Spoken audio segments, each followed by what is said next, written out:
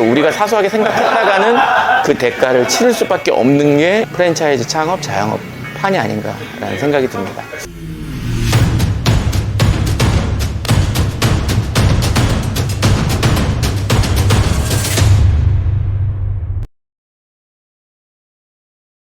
네, 안녕하세요. 인스타맨입니다. 네, 부산 계급역에 나와 있는데 강풍주의보 때문인지 이게 바람이 엄청 붑니다. 제가 오늘 부산 계급역에 온 이유는 매장 2개를 운영하고 계시는 형제 사장님들을 보기 위해서 왔어요. 족발집 노군꼬치 매장을 같이 운영하고 계신데 실제로 형제가 같은 공간에서 영업을 하면 어떤 장단점이 있는지를 오늘 인스타맨이 간다를 통해서 여러분들께 전해드리기 위해서 왔습니다. 한번 가보도록 하시죠. 굿! 자, 여기가 바로 형제 점주님들이 하시는 족발집입니다. 족발 살롱. 그리고 이 건물 바로 옆 건물에 저기 보이는 노군꼬치에서 작년 9월부터 이제 노군꼬치를 오픈을 또 하신 거죠. 매장이 전면이 넓어요. 그래서 표현하는 게 되게 많다. 지금 하고 있는 행사들, 그리고 여기는 이제 배너를 설치를 해놨네요. 여기 상권 보니까 이제 계급 골목시장 입구에 있어가지고 여기가 1년 전만 해도 지금 이 노군꼬치와 저쪽에 인생맥주 저 2개 외에는 술집이 없었다는데 그 사이에 또 매장들이 조금씩 생기면서 거리가 활성화가 되고 있다고 합니다. 한번 들어가 보시죠. 손님이 아직 없는 시간이기 때문에 여러분들께 제대로 매장의 모습을 보여드릴 수 있을 것 같아요. 야, 그러니까 매장의 가로폭이 넓으니까 구현할 수 있는 게 너무 매장 너무 좋다. 여기 중앙 단체석이 있고 여기 손님들이 제일 먼저 앉을 것 같죠? 네. 자기소개 한번 해주세요. 어느 분이 형이세요? 제가 형입니다. 그 사람들이 자연스럽게 혹시 형이라고 이렇게 알아보시나요? 누가 누군지 모를 정도로 마스크 쓰면 아무도 못 알아봐요. 진짜로? 네. 근데 아무래도 피지컬 차이가 그렇긴 한데. 두 분이서 족발집을 같이 하시잖아요. 네네. 어쩌다 이렇게 지금 노군꼬치까지 같이 추가로 하시게 된 거예요? 제가 이제 더 하나 하고 싶은 마음이 좀 많았는데 어떤 걸 할까 고민을 했는데 제가 평상시에 좋아했던 그 노군꼬치를 많이 좋아했어요. 그래서 이게 아닙니다. 화로가 나오는 게 되게 신기하더라고요. 일본의 느낌을 많이 살렸다. 이거를 되게 많이 느꼈어요. 일본 여행 가서도 그렇고 인테리어도 그렇고 저기 부산에 있는 곳 여러 군데를 돌아다녀 봐도 노군꼬치만한 곳이 없더라고요. 그래서 부산에 또 그런 이자카야 매장들이 되게 많은데. 네, 그 초창기에 이자카야의 시장을 노군꼬치가 잘 살려왔던 것 같아요. 실제로 운영을 해보시니까 어떠신지? 프랜차이즈다 그러면 어디서도 먹을 수 있다라는 그런 개념에 사실상 잘 안 가게 되는 게 일반적인데 노군꼬치는 색깔이 좀 확실하다 보니까 다 본점인 줄 아세요. 그래서 저희가 계급점이 생겼는데도 다 본점인 줄 아시고 여기가 이제 뭐 메뉴 부분이나 이런 저희만의 인테리어를 조금씩 더 하다 보니까 이제 저희가 본점인 것처럼 하게끔 그렇게 되기도 하고 이제 손님들도 그만한 또 만족감을 또 갖고 가시고 신메뉴 개발도 솔직히 만족스러운 부분이 되게 많아요. 손님들이 원하는 좀 니즈도 빠르게 파악해서 많이 해주시는 편인 것 같고 그래서 만족감이 되게 높습니다. 족발집과 비교를 하면 뭔가 차이가 좀 아무래도 이제 술을 팔다 보니까 이제 마진 부분에서도 괜찮은 편인 것 같고 이 족발 같은 경우에는 메뉴가 이제 푸짐하다 보니까 이제 술을 간단하게 곁들이고 가세요. 근데 여기서는 간단한 안주와 메뉴를 통해서 이제 술을 많이 곁들일 수 있는 그런 매장이라고 생각이 들고요. 확실히 음식점에 가까운 족발보다 술집 이자카야 노군꼬치가 더 낫다고 생각이 들어요.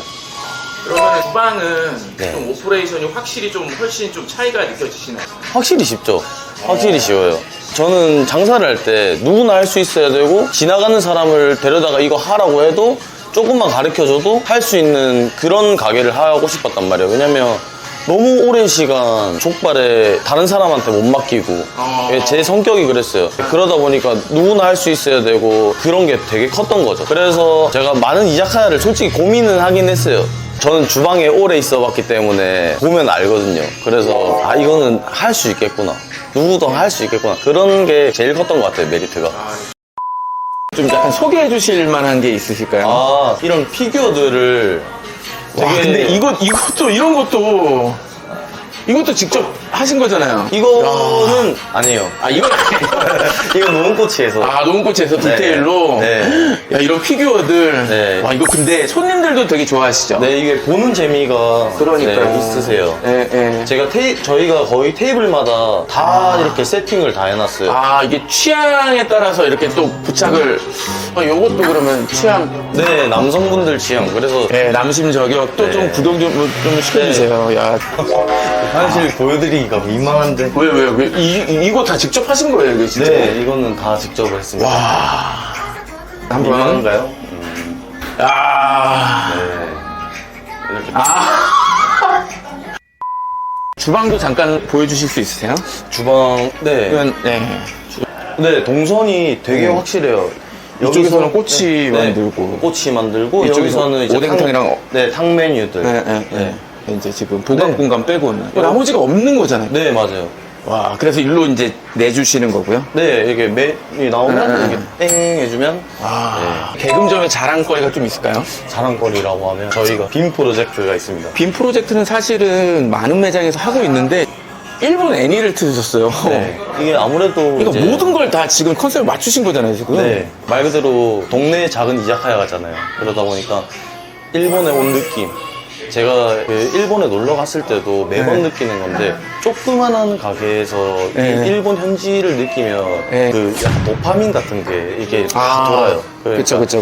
너무 좋았던 그 기억 속에 살고 있어가지고 네. 한국에 돌아와서 이제 동네에서도 이제 가까운 곳에 그런 느낌을 받으시라고 그렇게 최대한 노력을 했습니다. 손님들한테 저희는 받은 만큼 돌려줘야 된다고 생각을 하거든요. 그래서 조금 많이 드신 분들이나 2번, 3번 방문해 주신 분들한테 계속해서 서비스를 드리려고 노력을 하는 편이에요. 그래서 리뷰도 보면은 그런 쪽에 댓글들이 많이 보이던데. 네네. 좀 그런 손님들은 알아서 남겨주시는 손님들이 많나요?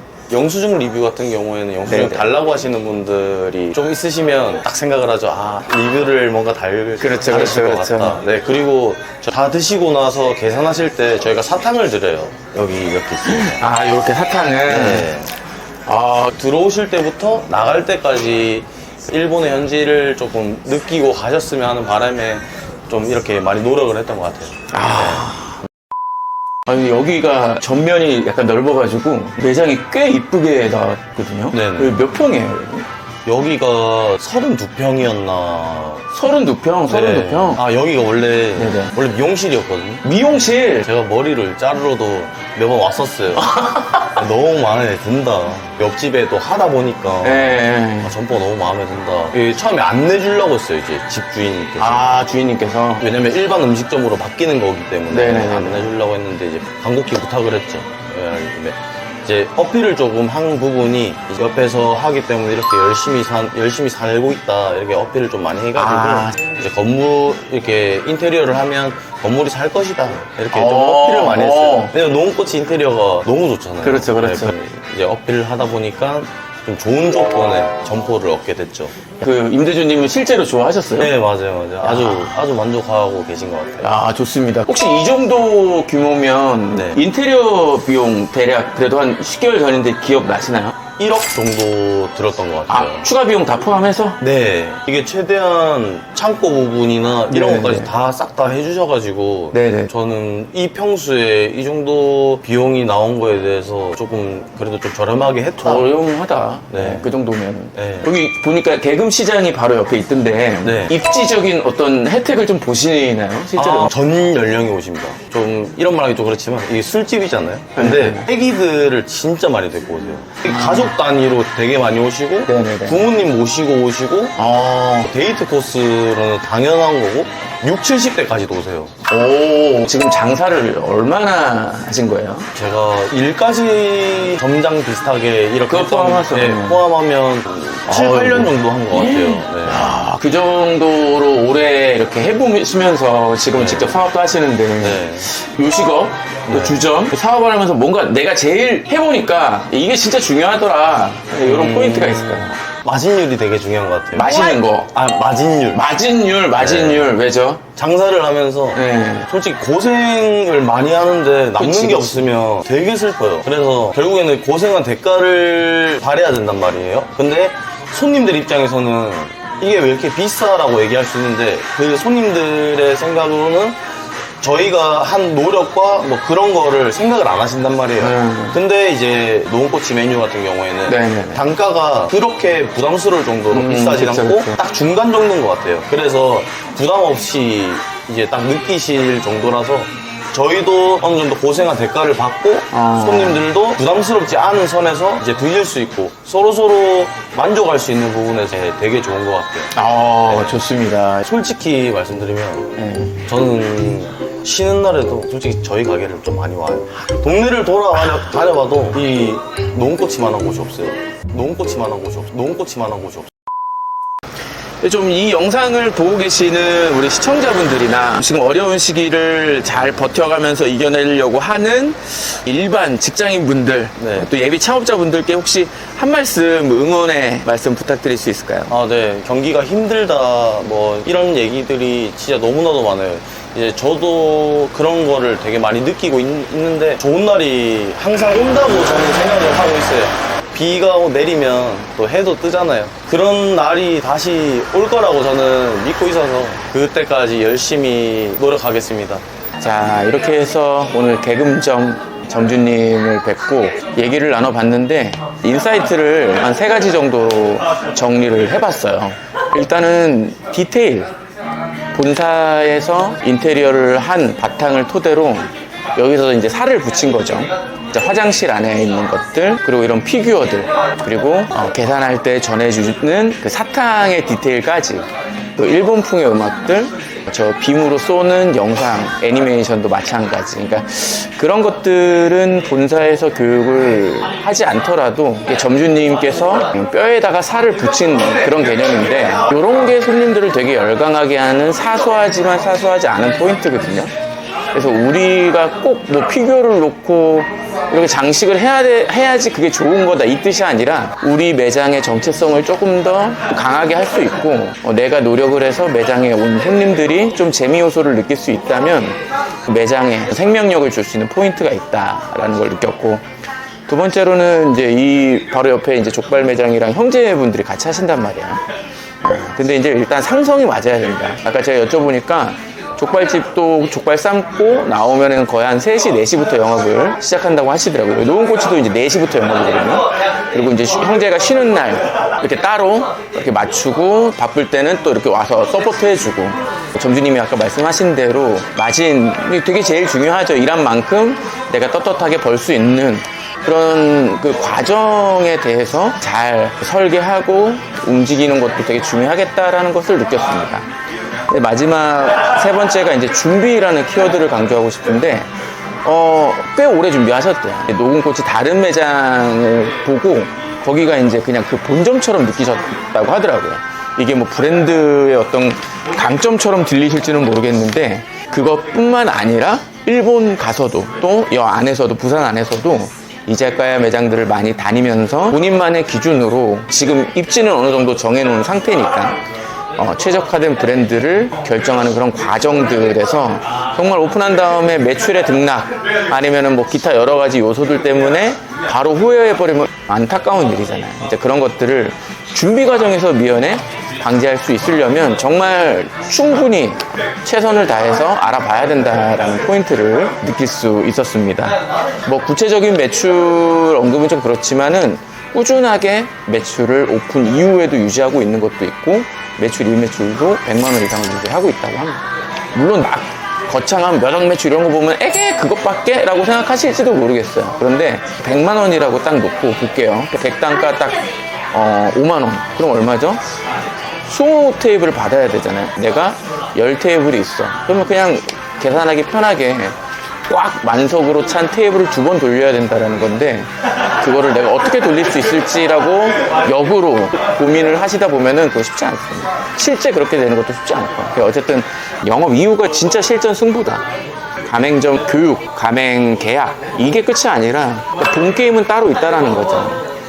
실제로 오늘도 낮에 샐러드 프랜차이즈 대표님이랑 또 티타임을 나눴었는데 우리가 생각한 것보다도 장사에 대한 준비가 안 돼 있으신 분들이 훨씬 많다. 근데 그분들은 장사를 시작을 해도 못 견디는 거예요. 몸이 못 견디는 거고 이제 그 감당을 못 하시는 거예요. 내 돈을 그렇게 들여갖고 매장을 만들었는데 이게 되게 아이러니한 일이잖아요. 그런 일이 생기는 겁니다. 얼마 전에도 이제 자영업자 패전 이제 뉴스에 나왔었죠. 사소하게 볼 게 하나도 없습니다. 또 우리가 사소하게 생각했다가는 그 대가를 치를 수밖에 없는 게 프랜차이즈 창업, 자영업판이 아닌가라는 생각이 듭니다. 어쨌든 저는 오늘 정주님의 이 디테일에 특히 많이 좀 감동을 받았고, 이런 마인드시면 참 책임감 갖고 열심히 하시겠다. 그러니까 본사가 고마운 일이지. 속된 말로 내 집같이 운영하시는 전주님들이 있다는 건 프랜차이즈 본사한테는 정말 큰 선물입니다. 물론 마찬가지로 서로 시너지 효과를 낼 수 있도록 앞으로 계속 잘해나가야겠죠. 이런 게 우리가 볼 수 있는 프랜차이즈 산업, 가맹사업의 선순환의 모습이 아닌가라는 말씀을 마지막으로 드리면서 부산에서 롯데 자이언츠 골프팬 인사드리겠습니다. 감사합니다.